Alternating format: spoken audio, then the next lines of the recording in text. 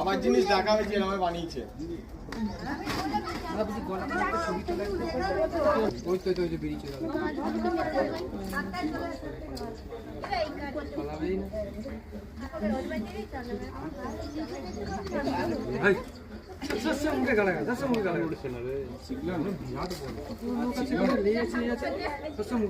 গাছটা তুলে দাও না, ঠিক আছে।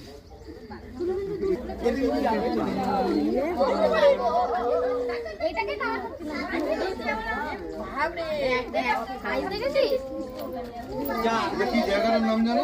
রাজার বাগান পার হাউস শীতলা মন্দির।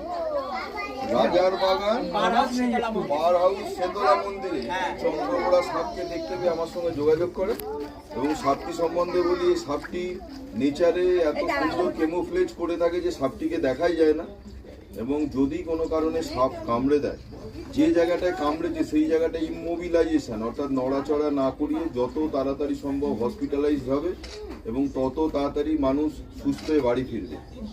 ইঁদুরের প্রিডেটার হচ্ছে সাপ, সাপকে বাঁচিয়ে রাখা অত্যন্ত জরুরি, এবং সাপ কামড়ালে যে প্রতিষেধক তৈরি হয় সেটা সাপের বিষ থেকেই তৈরি হয়, এবং ইকোসিস্টেমে প্রত্যেকটা প্রাণীর মতো সাপেদেরও অত্যন্ত জরুরি ভূমিকা পালন করে, বাঁচিয়ে রাখা অত্যন্ত জরুরি। একে তার যে স্বাভাবিক বাসস্থান সেইখানে আবার ছেড়ে দেবো।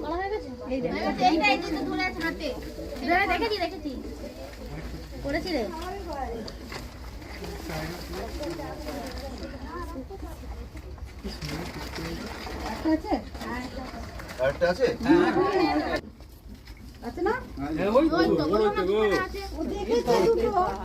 বয়স হয়ে গেছে নাকি, এটা হলুদ হয়ে গেছে নাকি এরকম কালারে দেয়? দুটো ছিল, এটা ছোট আছে।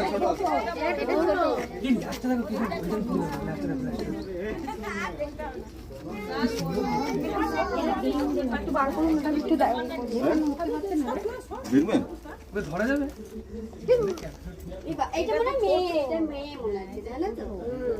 কোনটা মেয়ে কোনটা ছেলে কাকা? বলতে পারবে খাবার মেইনটেইন করে, আওয়াজও করছে না কোনো। ডায়েটে ছিল, ডায়েটে ছিল। খাবার মেইনটেইন করে। এরা তেল ঝাল মশলা খালি সেদ্ধ ভাত খায়। হ্যাঁ, তুমি তো নন ভেজ, তোমার ঢুকিয়ে দেওয়া হবে খালি।